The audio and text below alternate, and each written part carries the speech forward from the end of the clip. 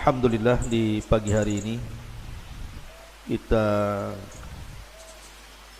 bisa kembali melanjutkan kajian kita yang tertunda semalam tentang Qasasul Anbiya, Qissatu Nabiyillahi Dawud alaihi salatu wassalam. Nabi Dawud alaihi salatu wassalam adalah nabi yang Allah subhanahu wa ta'ala karuniakan banyak keutamaan, terutama dari nabi-nabi Bani Israel.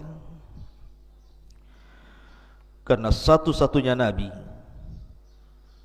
dan yang pertama dari kalangan nabi Bani Israel yang Allah subhanahu wa ta'ala berikan dua karunia yang sangat besar, karunia dari langit dan karunia dari bumi. Adapun karunia dari langit, Allah subhanahu wa ta'ala wahyukan kepada Nabi Allah Daud untuk menjadi seorang nabi. Dan ini keutamaan yang luar biasa, diangkatnya beliau menjadi seorang nabi. Adapun dari bumi, maka Allah subhanahu wa ta'ala angkat beliau menjadi raja. Padahal ma'ruf tradisi Bani Israel bahwa kalau dia seorang raja maka mesti keturunan Yahuda, dan kalau dia seorang nabi maka dia mesti keturunan Lawa. Akan tapi Nabi Daud alaihi salatu wassalam menggabungkan dua keistimewaan ini, nabi plus raja. Dan sudah ma'ruf kisahnya ketika Nabi Allah Daud alaihi salatu wassalam terpilih menjadi pasukan khusus Raja Talut, dan dia orang yang paling muda kala itu, usianya masih 17 tahun. Tetapi Allah subhanahu wa ta'ala memberikan karunia kepada siapa yang dikehendaki. Dari seluruh tentara Talut, yang mampu atau berhasil membunuh Raja Zalim, Raja Jalut, adalah Nabi Allah Daud. Dan ketika itu belum diangkat menjadi nabi. Baru setelah kemudian dia membunuh Jalut, kemudian Talut menjanjikan bahwa siapapun yang membunuh Jalut maka dia berhak menikahi salah satu putrinya dan berhak mendapatkan kekuasaan setelahnya. Karena Jalut sendiri ketika menganggap remeh kepada Nabi Allah Daud alaihi salatu wassalam saat mubarazah, perang tanding, Jalut mengatakan, kalau engkau bisa membunuhku maka kuserahkan kerajaanku kepadamu, tapi jika aku membunuhmu maka serahkan kerajaan kalian kepadaku. Dan Daud berhasil membunuh Jalut sehingga sudah pantas dia mendapatkan kerajaan Jalut. Ma'asyiral muslimin yang dimuliakan Allah subhanahu wa ta'ala, terlebih setelah kemudian Nabi Allah Daud alaihi salatu wassalam menikah dengan salah satu putri daripada Talut, dari sini Allah subhanahu wa ta'ala firmankan, wa atainahu al-hikmah, dan Allah subhanahu wa ta'ala berikan al-hikmah, maksudnya kenabian. Maka resmilah Daud alaihi salatu wassalam diangkat oleh Allah subhanahu wa ta'ala menjadi nabi. Dan Allah subhanahu wa ta'ala turunkan kitab langit, sebagaimana Ibrahim alaihi salatu wassalam diturunkan padanya suhuf. Inna hadha lafi suhufil ula suhufi Ibrahim wa Musa. Sesungguhnya Al-Quran ini terdapat lembaran-lembaran kitab langit berupa suhuf, suhufnya Nabi terdahulu dan juga suhufnya Musa dan Ibrahim.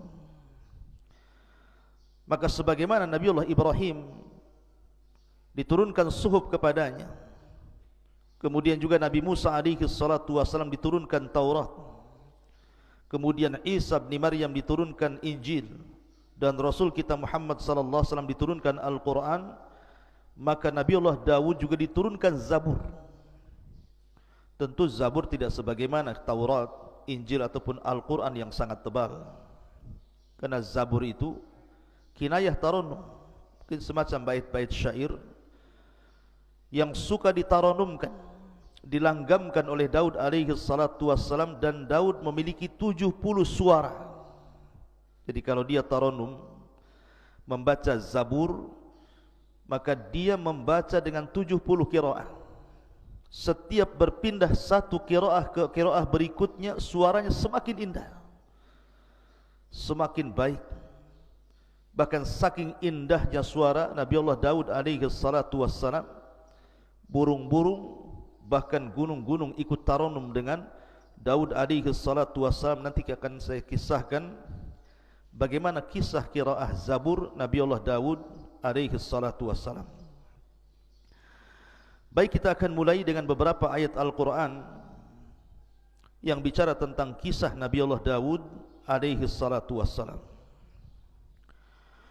Allah subhanahu wa ta'ala berfirman dalam surah As-Sad, ayat ke-17.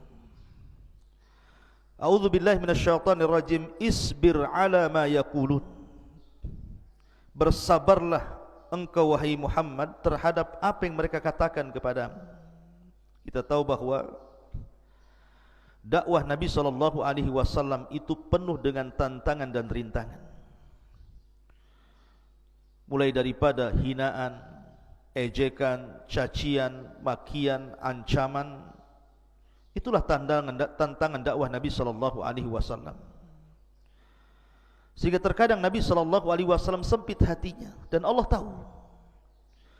Makanya kemudian di antara faedah Al-Quran ini sepertiganya bicara tentang qasas, kisah-kisah para nabi, kisah-kisah para rasul, adalah untuk menguatkan hati Rasul.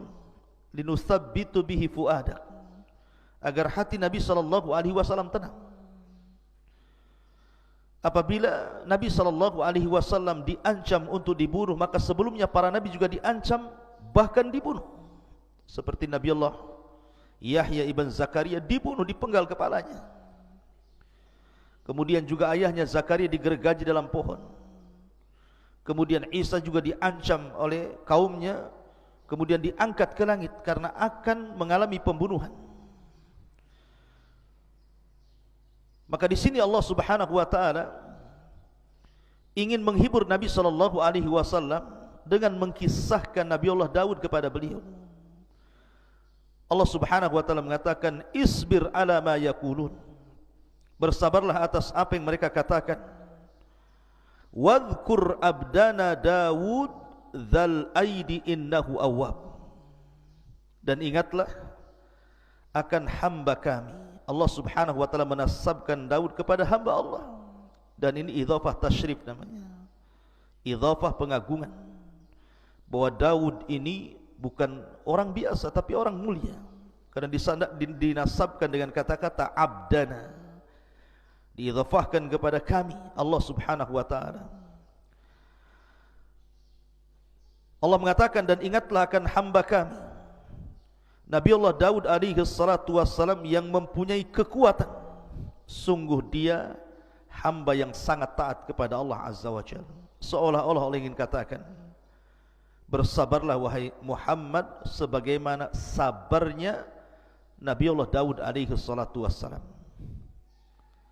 Ma'asyiral muslimin yang dimuliakan Allah Subhanahu wa taala, ketika Allah Subhanahu wa taala mengatakan wadhkur abdana Daud dzal aidi, dan ingatlah akan hamba kami Daud yang mempunyai kekuatan. Ingat, Allah Subhanahu wa taala memberikan karunia yang sangat besar kepada Nabi Allah Daud alaihi salatu wassalam berupa kekuatan. Makanya Allah Subhanahu wa taala menyebutkan dalam surah Sad ayat 20-nya, wasaddadna mulkahu, dan kami kuatkan kerajaannya. Para ulama tafsir mengatakan dal aidi innahu awwab, bahwa dia memiliki kekuatan bukan hanya kekuatan kerajaannya, karena semenjak Nabi Allah Daud diangkat oleh Allah menjadi nabi, kemudian menjadi raja sepeninggal Talut, maka seluruh Bani Israel sangat mencintai Daud, berbeda dengan raja-raja sebelumnya. Terkadang Bani Israel mereka melakukan pemberontakan, atau kepada para nabi sebelumnya, terkadang mereka membunuh para nabi, mendustakan para nabi. Tapi tidak bagi Daud alaihi salatu wassalam. Seluruh Bani Israel suka dengan Daud, karena dia memiliki kekuatan yang Allah anugerahkan. Bukan hanya kekuatan kerajaannya, kekuatan tentara-tentaranya, dan banyaknya pasukannya, tapi dia juga memiliki kekuatan ibadah. Bahkan Nabi SAW menggambarkan dalam sebuah hadis, ahabbus siyami ilallah siyami Daud, kana yasumu yawman wa yuftiru yawman, wa ahabbus salati ilallah salati Daud, salatu Daud kana yanamu nisfal laili wa yakumu thuluthahu wa yanamu sudusahu. Muttafaqun alaih. Kata Nabi SAW, sebaik-baiknya puasa, kata Nabi SAW, sebaik-baiknya puasa adalah puasa Daud alaihi salatu wassalam. Makanya ada sahabat namanya Abdullah ibn Amr ibn As, salah seorang sahabat Rasul yang suka mencatat. Makanya Abu Hurairah radhiyallahu anhu mengatakan, orang yang paling banyak hafalan hadis dari Rasul itu adalah diriku, kecuali Abdullah ibn Amr bin As. Dia lebih banyak mengumpulkan riwayat dari Rasul karena dia mencatat. Lah Abdullah ibn Amr ibn As ini suka dengan puasa. Terkadang dia puasa satu hari, kemudian tidak puasa satu hari. Terkadang dia ingin puasa seterusnya karena dia sanggup melakukannya, kalau bisa setiap hari puasa. Tapi Nabi SAW ketika itu mengatakan, sum yauman wa aftir yauman. Walaupun engkau sanggup berpuasa tiap hari, wahai Abdullah ibn Amr, tetaplah kau harus berpuasa satu hari dan meninggalkan puasa satu hari. Wa dzalika siyamu Daud, itulah puasanya Nabi Daud. Wa huwa afdhalus siyam, dan itu seutama-utama puasa. Kata Abdullah bin Amr, ya Rasulullah, inni utiku afdhala min, aku bisa lebih baik daripada Daud, setiap hari puasa pun aku sanggup.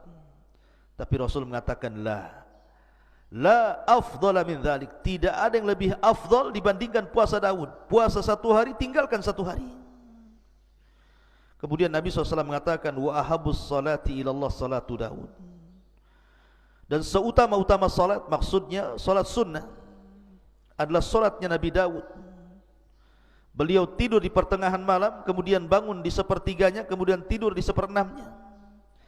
Jadi Nabi Daud alaihi salatu wassalam itu terkenal qawwaman sawwaman. Kalau malam hari dia salat malam, dan kalau siang hari dia berpuasa. Dan dia seorang mujahid, seorang pemberani. Allah berikan kecerdasan kepada Daud alaihi salatu wassalam.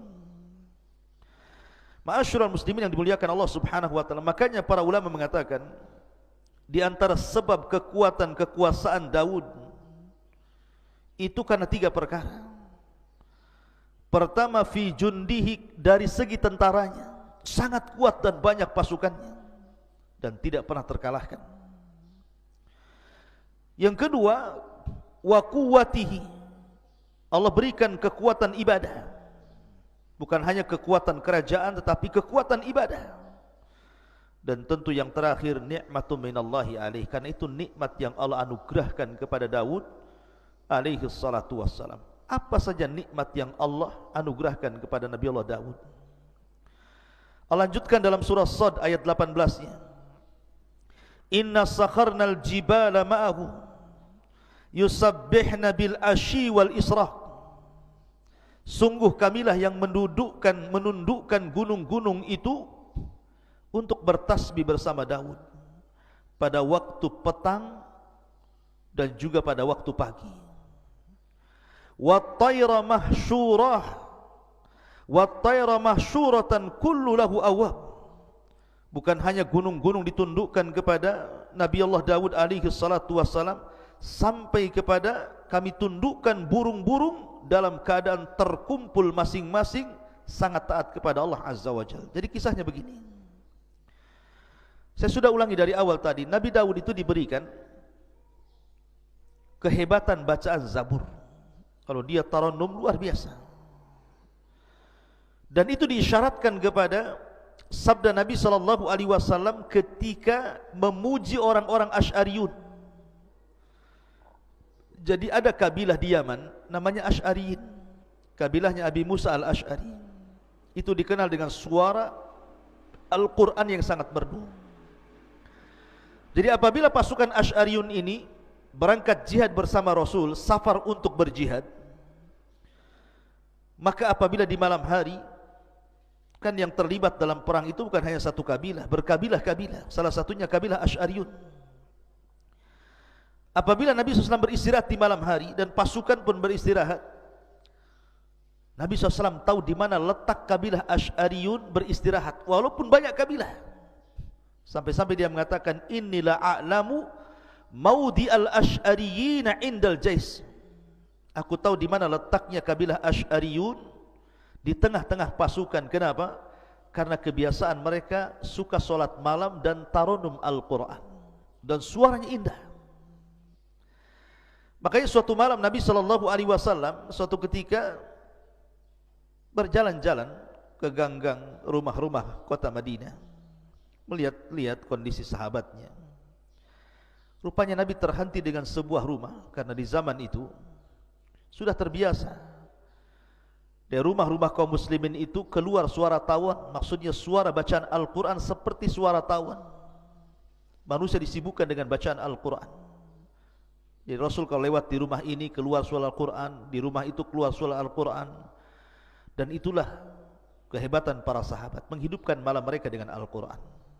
Berbeda dengan di zaman sekarang, yang keluar dari rumah itu bukan Al-Quran, justru sesuatu yang melalaikan dari Al-Quran, suara musik, bahkan suara-suara candaan, suara-suara tertawa yang tidak ada gunanya. Bahkan hal-hal yang diharamkan pun keluar dari rumah-rumah kaum muslimin. Tapi di zaman itu tidak ada suara yang keluar dari rumah kaum muslimin di malam hari kecuali bacaan Quran. Sehingga Nabi SAW terhenti di salah satu rumah. Rupanya rumah itu adalah rumahnya Abu Musa al-Asy'ari radhiyallahu anhu. Maka Rasul tertegun mendengar suara bacaan Abu Musa al-Asy'ari yang luar biasa, merdu. Sampai Rasul tidak sadar waktu berjalan mendekati waktu subuh. Maka Rasul baru tersadar, langsung dia pulang. Kemudian persiapan sholat subuh. Setelah sholat subuh, dia panggil Abi Musa al-Asy'ari radhiyallahu anhu dan mengatakan, Ya Aba Musa, semalam aku terhenti di samping rumahmu dan aku mendengar suara Al-Quranmu yang begitu menakjubkan dan indah. Maka kata Abi Musa al-Asy'ari, Ya Rasulullah, kalau seandainya aku tahu kau berada di samping rumahku, ku indahkan lagi bacaanku. Kata Rasul, Ya Aba Musa, laqad utita mizmar min mazamiri ali Daud. Wahai Aba Musa, Allah sudah anugerahkan kepadamu suara indah seperti suara Daud dan keluarganya ketika tarannum Zabur. Saking indahnya.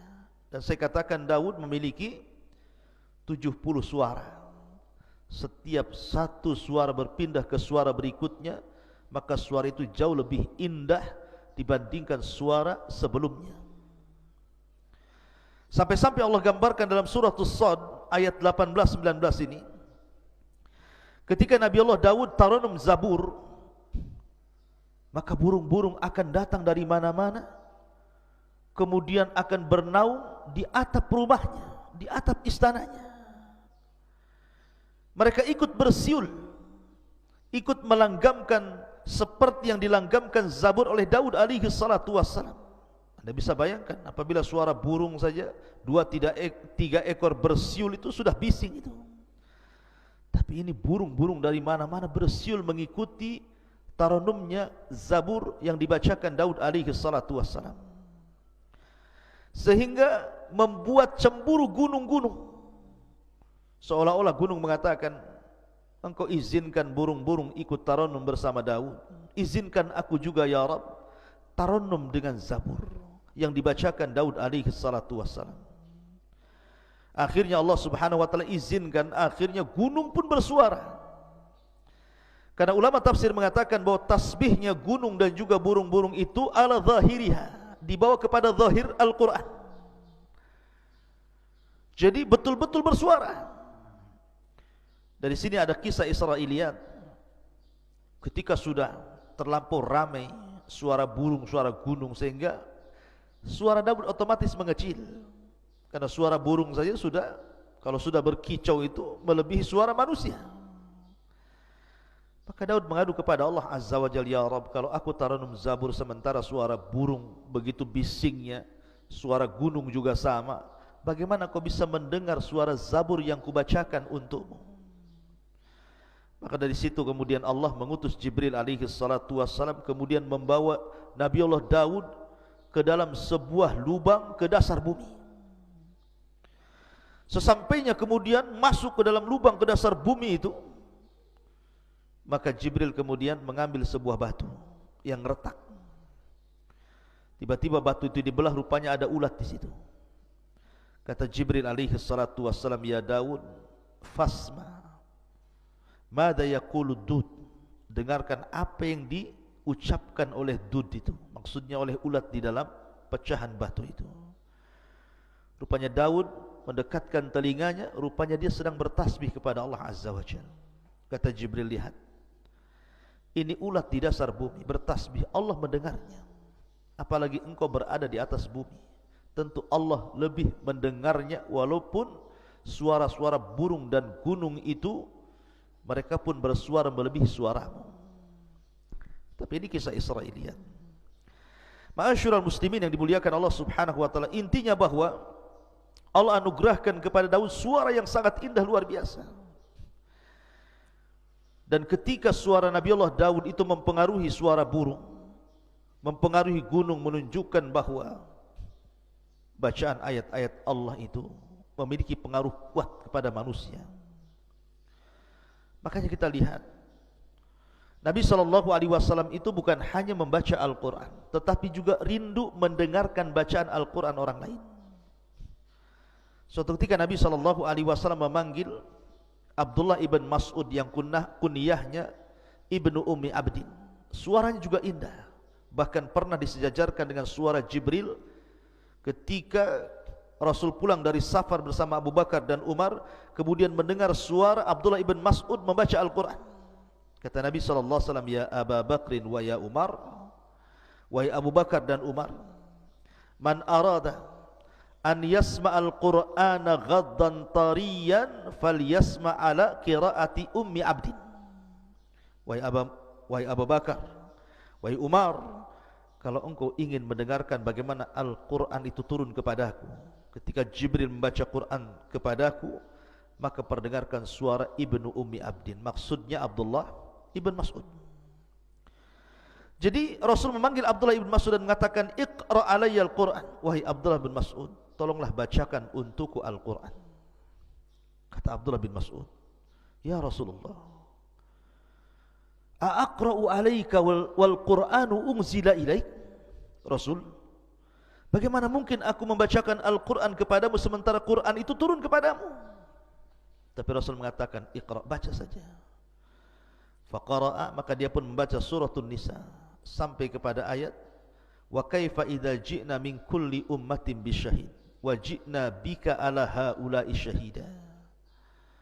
Bagaimana kalau seandainya setiap umat itu memerlukan saksi dan engkau saksi bagi umat-umat itu?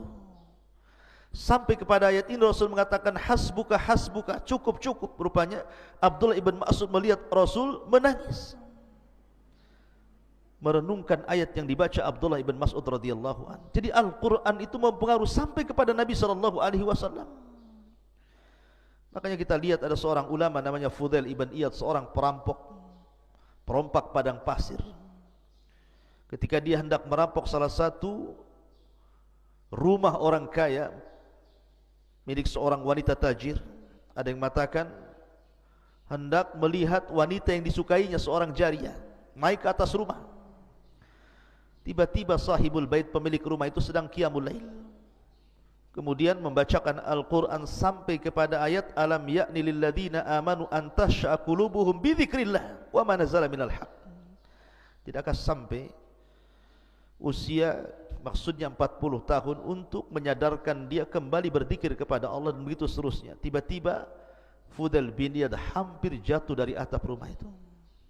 Dia mikirkan ayat itu, sampai akhirnya dia pun bertobat dari rampoknya, kemudian belajar sehingga menjadi alim min ulama'i dunia.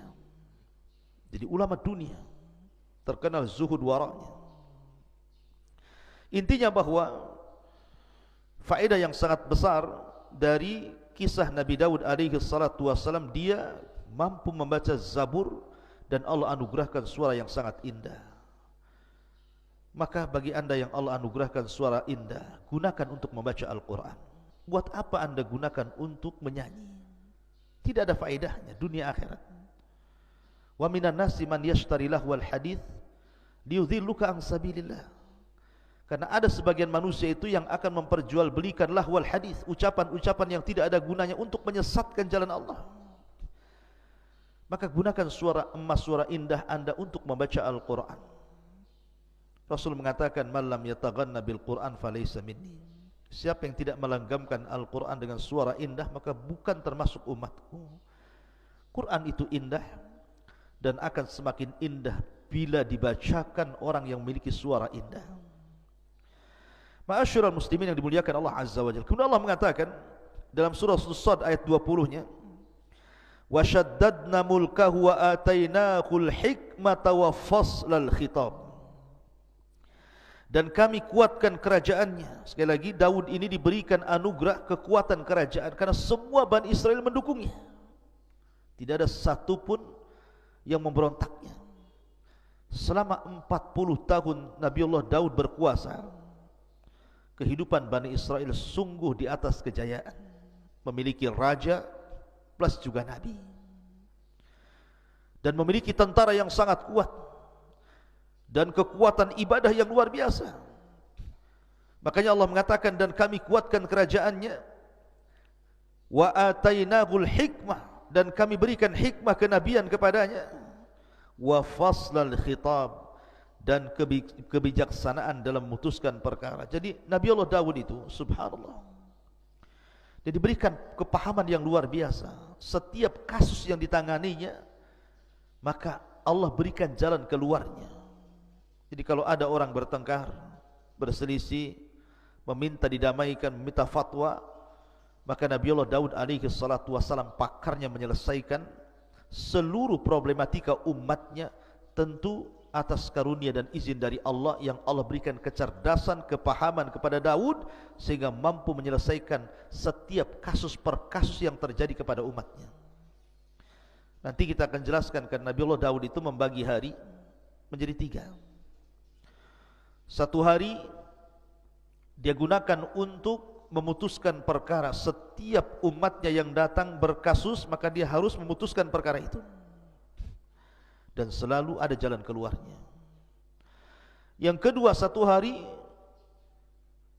dia mengunjungi rakyatnya, bertanya soal kebutuhan mereka, apa yang kurang, apa yang dikehendaki umatnya, sehingga Daud tahu kebutuhannya. Kemudian yang ketiga, satu hari beliau gunakan untuk ibadah. Tidak boleh ada siapapun yang mengganggunya sampai kepada keluarganya. Dia punya ruangan khusus, beribadah saja satu hari itu. Dan itulah Daud alaihi salatu wassalam membagi hari-harinya, dan itu sudah menjadi sebuah kebiasaan dan adat yang diketahui Bani Israel. Jadi kalau mereka ada kasus, mereka nunggu kepada hari ketika Nabi Daud menjadi hakim dulu, tidak lantas setiap hari datang. Ma'asyiral muslimin yang dimuliakan Allah Subhanahu wa taala. Kemudian Allah Subhanahu wa taala juga berfirman dalam ayat yang lain, "Wa laqad ataina Dawuda minna fadla ya jibalu awwibi ma'ahu wat-tayra wa alanna lahul hadid ani'mal sabighati wa qaddir fi syardi wa'malu salihan inni bima ta'maluna basir. Dan sungguh kami telah berikan kepada Daud karunia yang sangat besar dari kami. Kemudian Allah mengatakan, wahai gunung-gunung, wahai burung-burung, bertasbihlah berulang-ulang bersama Daud, dan kami telah melunakkan besi untuknya. Buatlah baju besi yang besar-besar dan ukurlah anyamannya, dan kerjakanlah kebaikan, sungguh aku maha melihat apa yang kamu kerjakan. Jadi selain Daud alaihi salatu wassalam mampu tarannum dengan 70 qiraah, sehingga gunung dan juga burung-burung ditundukkan kepada Nabi Daud alaihi salatu wassalam, Daud juga walaupun dia seorang nabi, seorang raja, bukan berarti kemudian dia mengandalkan keutamaan yang Allah anugerahkan kepadanya untuk mencari rezeki, tidak.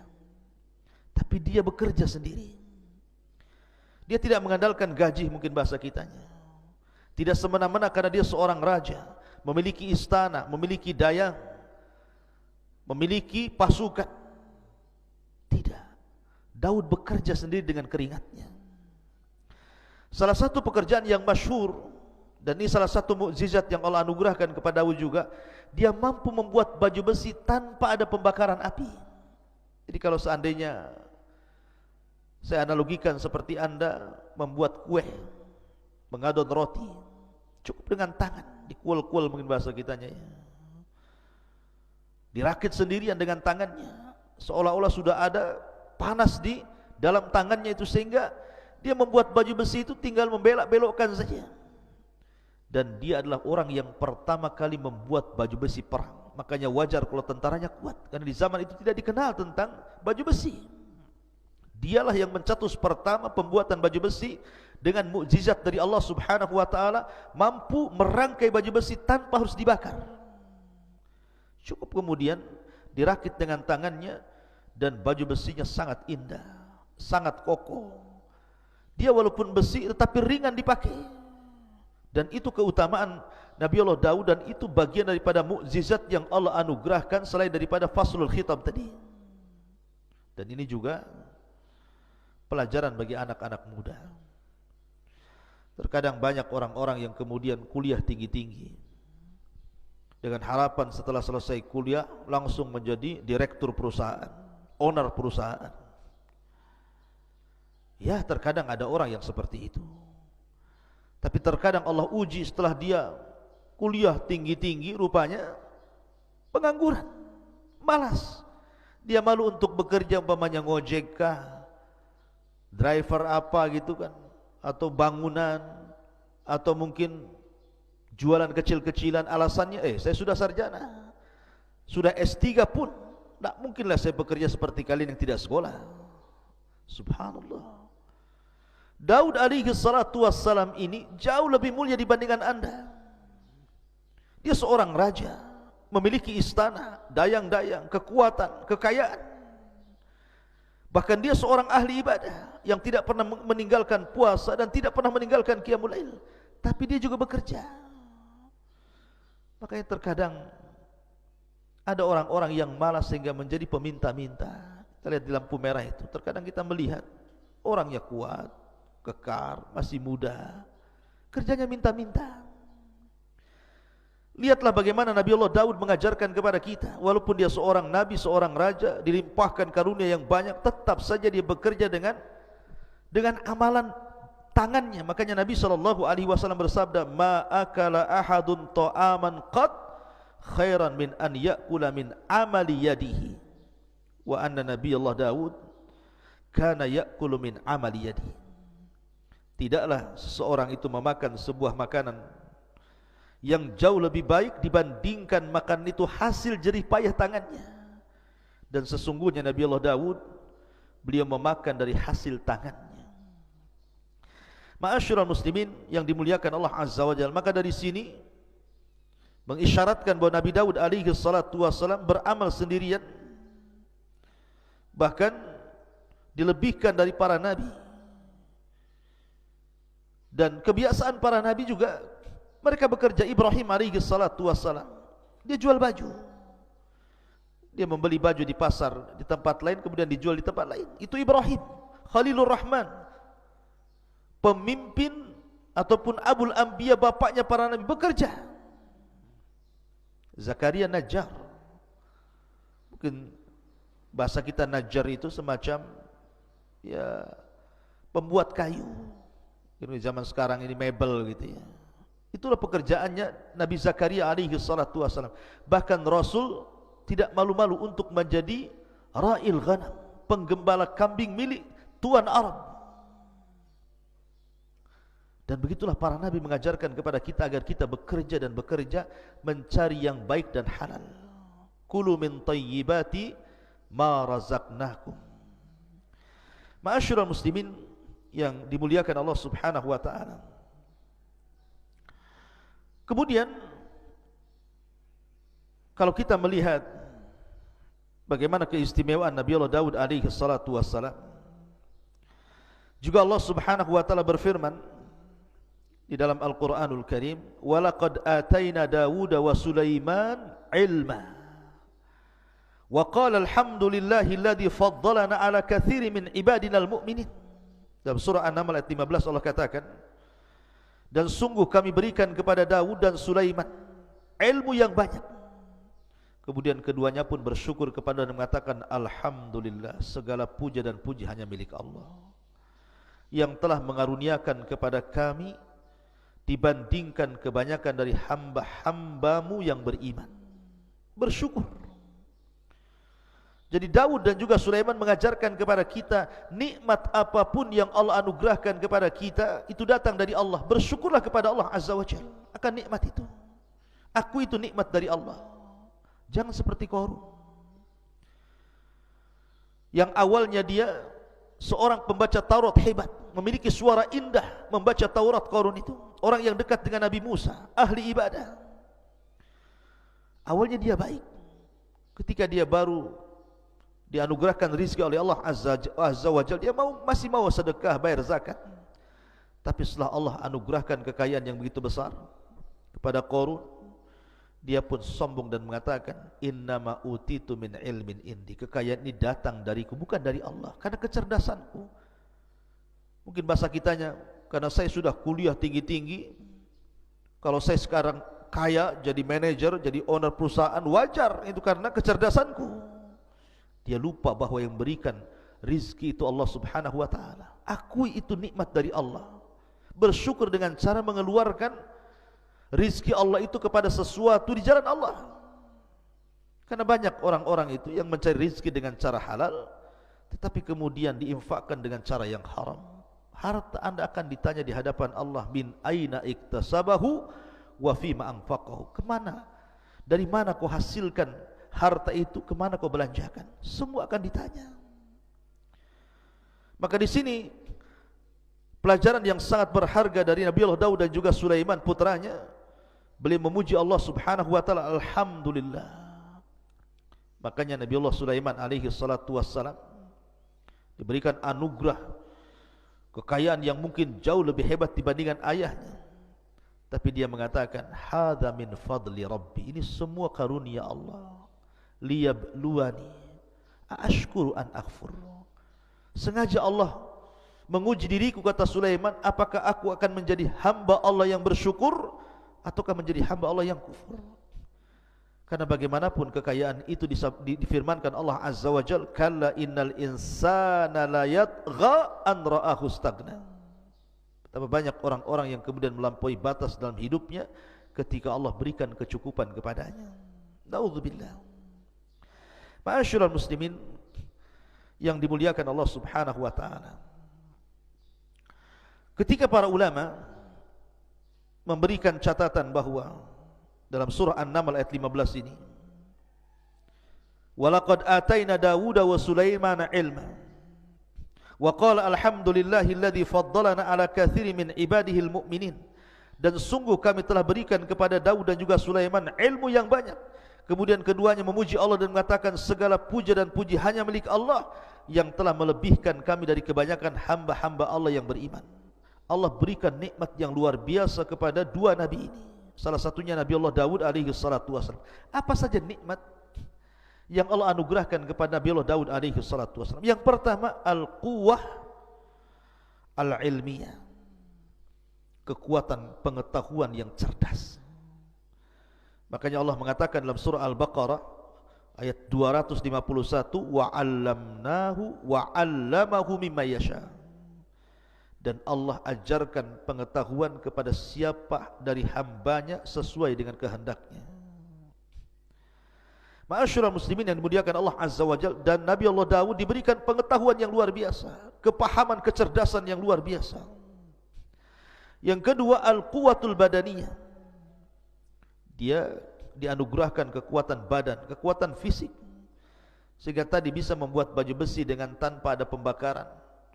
Cukup dengan tangannya saja dirangkai sedemikian rupa, akhirnya menjadi baju besi. Dan Allah katakan dalam surah Saba ayat 10, wa alanna lahul hadid, dan Allah lembutkan besi kepada Daud alaihi salatu wasallam, dan itu bentuk kekuatan fisik beliau.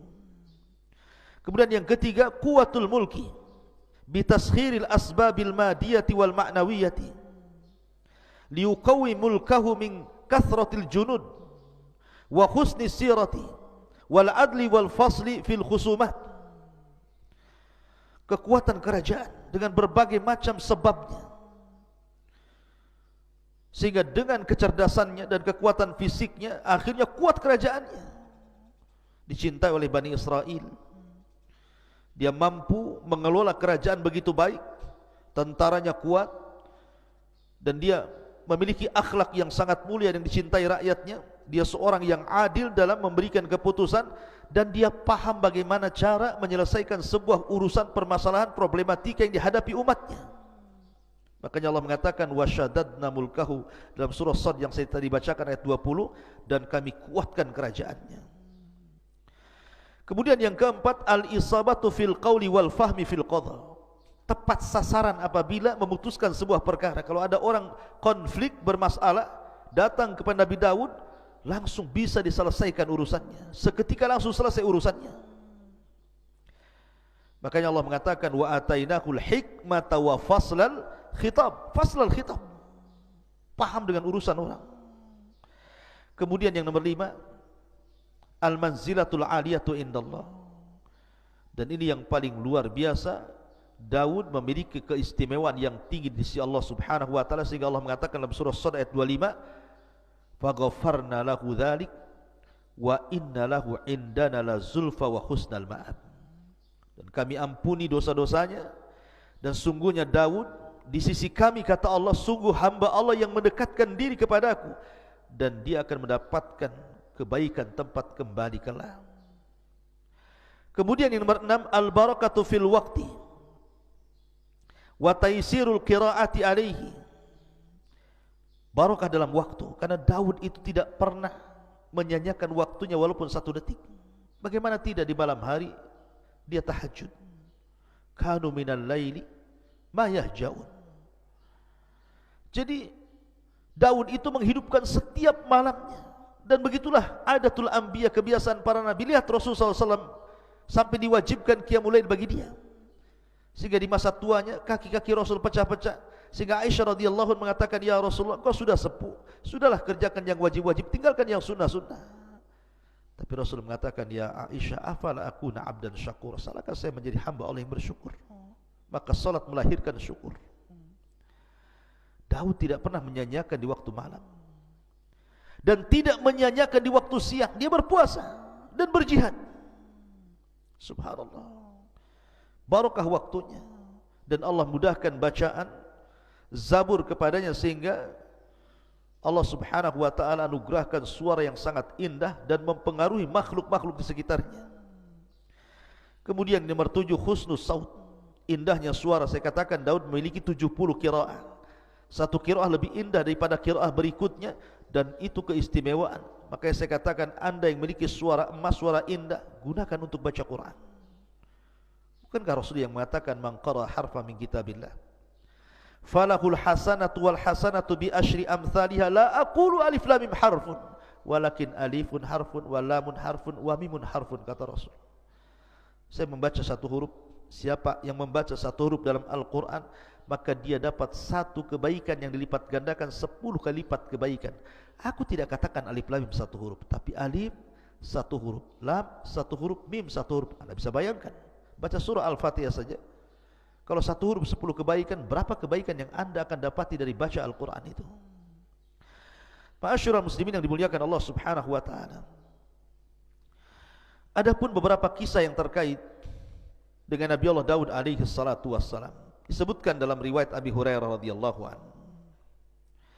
Jadi ketika Allah subhanahu wa ta'ala menciptakan Adam alaihi salatu wassalam, kemudian meniupkan ruh, kemudian dia pun bersin, kemudian Allah mengajarkan untuk membaca Alhamdulillah, kemudian Allah jawab yarhamukallah, kemudian Allah mengatakan idhab ila ulaikal malaika, wahai Adam, temui para malaikat yang ada di hadapanmu, ucapkan kepada mereka assalamualaikum. Maka Adam pun kemudian datang kepada para malaikat mengucapkan assalamualaikum, dan malaikat menjawab waalaikumsalam warahmatullahi wabarakatuh. Kemudian Adam kembali kepada Allah dan mengatakan inna hadhihi tahiyyatuka wa tahiyyatu ummatika ya Adam. Inilah salam penghormatan kepadamu dan salam penghormatan bagi umatmu. Makanya Nabi juga memerintahkan untuk menyebarkan salam, karena itu bagian daripada merekatkan hati. Kata Nabi SAW, absus salam bainakum, sebarkan salam di antara kalian.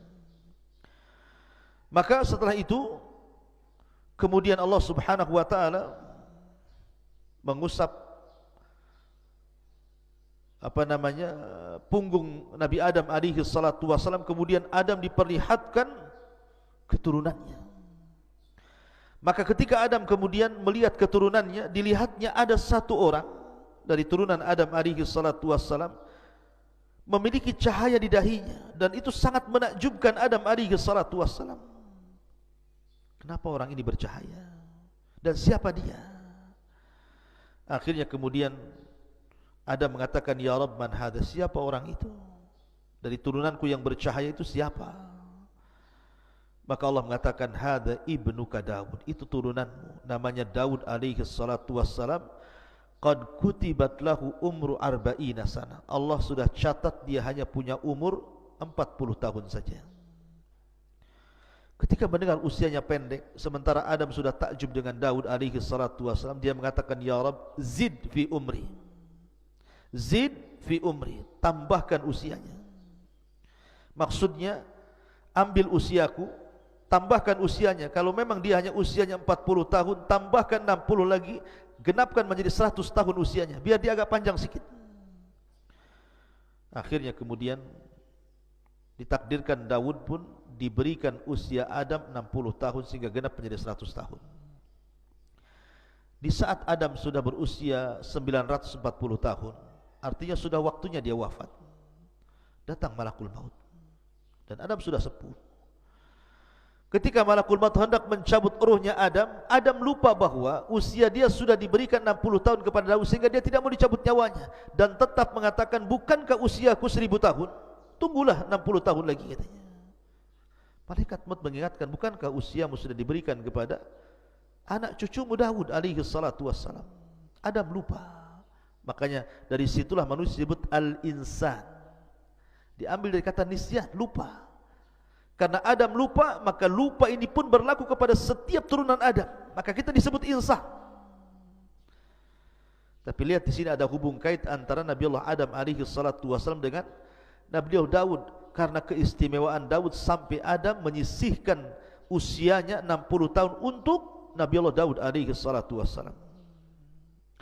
Ma'asyiral muslimin yang dimuliakan Allah subhanahu wa ta'ala. Kemudian kisah yang kedua, ketika Nabi Daud alaihi salatu wassalam, kita tahu bahwa Nabi SAW bersabda dalam hadis, masih dari hadis Abu Hurairah radhiyallahu anhu yang terdapat dalam Musnad Imam Ahmad. Jadi Daud itu memiliki kecemburuan yang luar biasa dalam ibadah. Jadi kalau seandainya dia keluar, idza kharaja, kalau dia keluar, ughliqat al-abwab falam yadkhul ala ahlihi ahad. Kalau dia keluar, dia tutup ruangan khusus sampai keluarganya pun tidak boleh masuk ke ruangan itu sampai dia kembali. Jadi suatu ketika dia keluar, zata yaumin wa ghallaqatid dar, dan dia pun menutup ruangannya khusus itu, tidak boleh ada yang masuk sampai keluarganya. Kemudian fa'aqbalat imra'atuhu, tiba-tiba kemudian salah satu istrinya melihat pintu rumah yang sudah ditutup oleh Nabi Daud alaihi salatu wasallam tiba-tiba terbuka. Rupanya kata Nabi, fa'ida rajulun qa'imun wastaddar, tiba-tiba ada seorang laki-laki yang berdiri di tengah-tengah ruangan itu. Faqalat liman fil bait, siapa orang yang di rumah itu? Min aina dakhal, dari mana dia masuk? Padahal pintunya tertutup rapat. Akhirnya kemudian Nabi Daud alaihi salatu wassalam pun datang. Dia melihat ada seorang laki-laki. Kemudian Daud mengatakan, man antas, siapa kamu, berani sekali kau masuk ke ruanganku ini? Maka orang ini mengatakan, ana alladhi ahabul muluk walayam tani'u minni syai'un, saya adalah malaikat yang paling ditakuti dan tidak ada yang mampu menghalangi aku sedikit pun. Faqala Daud, anta, maksudnya apakah kamu malakul maut? Maka dia mengatakan, ya, saya malakul maut. Fa marhaban bi amrillah, maka dia pun mengatakan, selamat datang, kalau ini memang perintah Allah subhanahu wa ta'ala, maka aku sudah siap. Akhirnya kemudian dia pun dicabut rohnya di tempat itu. Ma'asyiral muslimin yang dimuliakan Allah subhanahu wa ta'ala. Kemudian kisah yang lain, Nabi Allah Daud alaihi salatu wassalam dan seorang wanita, atau dua orang wanita. Jadi ada kisah dua orang wanita, dua-duanya punya bayi, dan itu disebutkan dalam Sahih Bukhari dan Muslim dari Abu Hurairah radhiyallahu an, bainama imra'atani ma'ahuma ibnahuma ja'a dhi'bu fa dhahaba bibnin ihdahuma. Jadi dua orang wanita ini dua-duanya punya bayi, mandi di sebuah sungai. Bayi diletakkan begitu saja, datanglah serigala kemudian memakan salah satu dari bayi itu. Lah dua saudari ini akhirnya saling mengklaim bahwa bayi yang masih hidup adalah bayinya. Kata adiknya, ini bayi saya. Kata kakaknya, ini bayi saya. Akhirnya keduanya menghadap Nabi Allah Daud alaihi salatu wassalam. Lah kakak yang tertuanya mengatakan kepada Daud bahwa ini bayi saya, kemudian dia berhujjah. Sehingga Daud terpengaruh dengan ucapan wanita itu dan mengatakan, kalau begitu bayi ini milikmu. Yang adiknya menangis. Sampai datang anaknya Nabi Allah Sulaiman mengatakan, wahai ayahku, izinkan aku untuk memutuskan perkara ini. Kata ayah, silakan. Maka Nabi Allah Sulaiman mengatakan, kembalikan bayimu itu. Bagaimana kalau saya potong jadi dua bayimu, dari pusar ke bawah ambil, dari pusar ke atas kau ambil. Rupanya sang adik mengatakan, ya Nabi Allah Sulaiman, kalau engkau harus melakukan seperti itu, tidak usah, aku ikhlas, aku berikan bayi ini kepada kakakku, katanya. Kata Nabi Allah Sulaiman, sungguh bayi itu milikmu. Kenapa? Nabi Allah Sulaiman melihat bahwa ada hubung kait antara wanita dengan bayi ini, ada perasaan yang sangat lembut, insting yang sangat kuat, memang itu anaknya. Makanya dua nabi ini luar biasa, diberikan kecerdasan luar biasa. Kemudian juga kisah yang berikutnya juga disebutkan dalam surah Sad. Saya ulangi dari awal. Ya, Nabi Daud alaihi salatu wassalam ini diberikan oleh Allah subhanahu wa ta'ala kecerdasan yang luar biasa, dan dia membagi waktunya menjadi tiga waktu. Jadi satu hari untuk memutuskan perkara, satu hari untuk melihat-lihat rakyatnya, dan satu hari untuk beribadah. Dihabiskan satu hari itu untuk beribadah kepada Allah azza wa jalla. Jadi suatu hari disebutkan di dalam Al-Quran surah Sad ini, wa hal ataka naba'ul khasmi ittasawwarul mihrab, dan apakah telah sampai kepadamu berita orang-orang yang berselisih ketika mereka memanjat dindingnya mihrab. Jadi Daud itu punya ruangan khusus, dindingnya tinggi, enggak ada orang yang bisa memanjat di situ. Tapi suatu malam yang harusnya Nabi Daud itu hari itu dia gunakan untuk ibadah, kan ada hari lain untuk memutuskan perkara, tiba-tiba ada dua orang yang memanjat ke dalam pagarnya. Manusiawi, Daud takut, ini siapa kok bisa manjat pagar? Ya. Kemudian Allah mengatakan, iddakhalu ala Daud fafazi'a minhum. Ketika mereka masuk menemui Daud, Daud pun takut dan terkejut karena kedatangan mereka. Qalu, maka dua orang yang berselisih ini mengatakan kepada Daud, la takhaf, jangan takut. Khasmani baga ba'duna ala ba'din fahkum bainana bil haqq wala tushtit wahdina ila sawa'is sirat. Jangan takut. Kami dua orang yang sedang berselisih, sebagian kami menzalimi sebagian yang lainnya, maka berilah keputusan kepada kami secara adil dan janganlah menyimpang dari kebenaran, serta tunjuki kami jalan yang lurus kepada Allah Subhanahu wa taala. Daud terperanjat. Kata Daud, ya sudah, apa masalah? Kemudian yang salah satu ini dari dua orang yang berselisih, yang satu diam saja, tapi yang satu bicara terus. Inna hadza akhi, ini saudaraku.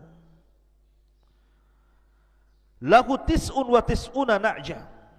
Dia mempunyai 99 ekor dari kambing betina. Waliya na'jatun wahid, dan aku hanya mempunyai seekor kambing betina saja.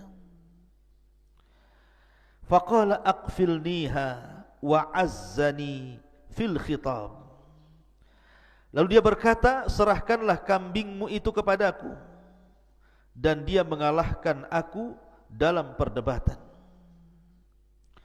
Qala laqad dhalamaka bisu'ali na'jatika ila ni'aji. Daud berkata, sungguh dia telah berbuat zalim kepadamu dengan meminta kambingmu itu untuk ditambahkan kepada kambingnya. Jadi dua orang ini, yang satu punya kambing 99 ekor, yang satu memiliki satu kambing. Yang 99 ekor ini bersiasat supaya satu kambing ini diserahkan kepadanya sehingga genap menjadi 100. Jadi yang satu kambing, yang pemilik kambing ini meminta agar Nabi Daud menyelesaikan masalahnya.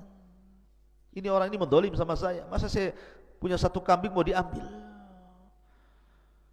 Maka Allah Subhanahu wa taala kemudian mengatakan, wa inna katsiran minal khulata la yabghi ba'duhum 'ala ba'din illa alladziina aamanu wa 'amilus shalihat wa qalilum ma hum wa dhanna Daud annama fatannahu fastaghfara rabbahu wa kharra raki'an wa anab. Kalau Allah Subhanahu wa taala mengatakan, dan sungguh memang banyak di antara orang-orang yang bersekutu itu benar-benar berbuat zalim sebagian mereka kepada sebagian yang lainnya.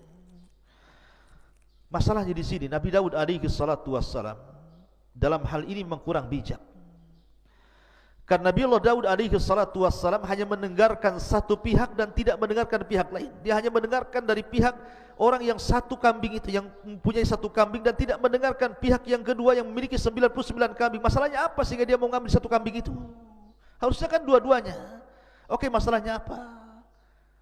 Karena kalau orang berserikat itu kebanyakan mereka pasti ada masalah. Karena Allah yang mengatakan kalau orang sudah berserikat dalam usaha, kebanyakan itu satu dengan yang lain pasti saling menzalimi. Sedikit sekali orang yang berserikat itu berakhir dengan kebaikan, rata-rata berakhir dengan keburukan. Satunya menzalimi, satunya mendustai, satunya mengambil hasilnya, satunya begitu seterusnya. Ada yang mengatakan asbab nuzul ayat ini, dan ini sekali lagi kisah Bani Israel. Dan kaedah ketika kita mendengar kisah Bani Israel, kalau memang kisah itu sesuai dengan Al-Quran dan Sunnah kita terima. Tapi kalau kisah itu tidak sesuai dengan Al-Quran dan Sunnah, maka kita tolak. Maka kenapa kita tidak boleh membenarkan secara mutlak, tidak boleh mendustakan secara mutlak? Walaupun Rasul mengatakan hadithu am Bani Israel wala haraj, kisahkan tentang Bani Israel dan tidak mengapa. Jadi Nabi Daud suatu ketika keluar rumah, rupanya melihat ada seorang wanita yang sedang mandi, nampak auratnya. Tiba-tiba Nabi Daud tertarik dengan wanita itu. Akhirnya dia bersiasat, karena setelah ditelisik rupanya wanita itu bukan seorang gadis, tapi seorang wanita yang sudah bersuami. dan nama suaminya Uria. Jadi akhirnya Nabi Daud bersiasat ingin mengambil wanita itu, masalahnya dia bersuami. Maka ketika Daud mempersiapkan pasukan perang, maka dia panggil Uria, suami daripada wanita itu, untuk terlibat dalam perang, kemudian diletakkan di tengah-tengah pasukan supaya dia mudah terbunuh. Akhirnya berangkatlah pasukan itu, dan suami daripada wanita ini Uria dilibatkan di tengah-tengah pasukan, bahkan paling depan. Akhirnya terbunuhlah wanita itu, terbunuhlah suami dari wanita itu. Maka Daud pun mengambil janda daripada mujahid itu. Sekali lagi, ini kisah dusta. Tidak mungkin seorang nabi melakukan seperti itu. Seolah-olah di sini Allah Subhanahu wa taala mengatakan, wa dhanna Daud annama fatannahu fastaghfara rabbahu wa kharra raqian wa anab. Daud menduga bahwa kami mengujinya, maka dia pun mohon ampun kepada Allah, lalu menyungkur sujud dan bertobat. Jadi seolah-olah orang ini ketika mengatakan, saya punya satu kambing, yang ini 99 kambing. Seolah-olah kau ini Daud punya istri 99, karena istrinya Daud itu banyak, 99 istri. Tiba-tiba engkau ingin menambah satu istri dengan cara zalim seperti itu, melibatkan suaminya dalam perang supaya mati. Sama dengan kisah ini. Orang ini memiliki 99 kambing, kemudian saudara yang memiliki satu kambing, kemudian yang 99 yang punya kambing ini hendak menzalimi saudaranya dan mengambil satu kambing biar dimasukkan menjadi 100. Maka Daud pun sadar, jangan-jangan ini peringatan bagi dia. Makanya dia langsung minta ampun kepada Allah, langsung sujud dan kembali kepada Allah Azza wa Jalla. Sekali lagi, kisah ini kisah dusta. Maka kita hanya melihat dohir kisah Al-Quran, tidak ada hubung kait dengan wanita tadi ataupun dengan Uria yang dilibatkan dalam perang. Itu kita, Islam tidak mengenal kisah itu. Dan dari sini Allah mengatakan, faghfarna lahu dzalik wa inna lahu indana lazulfa wa husnal ma'ab. Lalu kami mengampuni kesalahan itu, dan sungguh dia mempunyai di sisi kami kedudukan yang benar-benar dekat dan tempat kembali yang baik. Dan Allah katakan, ya Daud, inna ja'alnaka khalifatan fil ardi fahkum bainan nasi bil haq wa la tattabil hawa fayudillaka an sabilillah. Innal ladina yadilluna an sabilillah lahum adzabun syadid bima nasu yaumal hisab. Allah berfirman, wahai Daud, sesungguhnya engkau kami jadikan penguasa di bumi ini, maka berilah kepada putusan perkara di antara manusia itu dengan sangat adil, dan jangan kau ikut hawa nafsu dirimu, karena akan menyesatkan dirimu dari jalan Allah. Maka siapapun yang tersesat dari jalan Allah, mereka pantas mendapatkan adab yang berat, karena mereka melupakan hari perhitungan.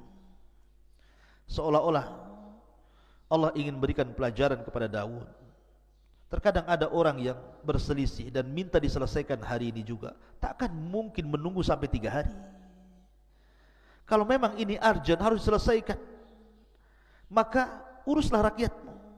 Jangan membagi hari menjadi 3 sehingga kalau ada orang masalah nunggu hari di mana Daud alaihi salatu wasallam ada keluangan untuk memutuskan perkara. Kalau memang di hari itu engkau hari beribadah, atau di hari engkau sedang melihat rakyatmu tiba-tiba ada masalah, putuskan hari itu juga. Itu zahir Al-Quran seperti itu. Dan Nabi Allah Daud alaihi salatu wasallam seorang nabi yang dikaruniakan banyak nikmat oleh Allah Subhanahu wa taala, dan Allah anugerahkan kepadanya putra yang luar biasa, Nabi Allah Sulaiman alaihi salatu wasallam. Bagaimana kisah Nabi Daud alaihi salatu wasallam dan juga putranya Nabi Allah Sulaiman, dan bagaimana juga kisah Nabi Allah Sulaiman alaihi salatu wasallam, insyaallah kita akan bersambung lain kesempatan. Mudah-mudahan ada manfaatnya. Subhanakallah bihamdika, asyhadu an la ilaha illa anta, astaghfiruka wa atubu ilaik. Assalamualaikum warahmatullahi wabarakatuh.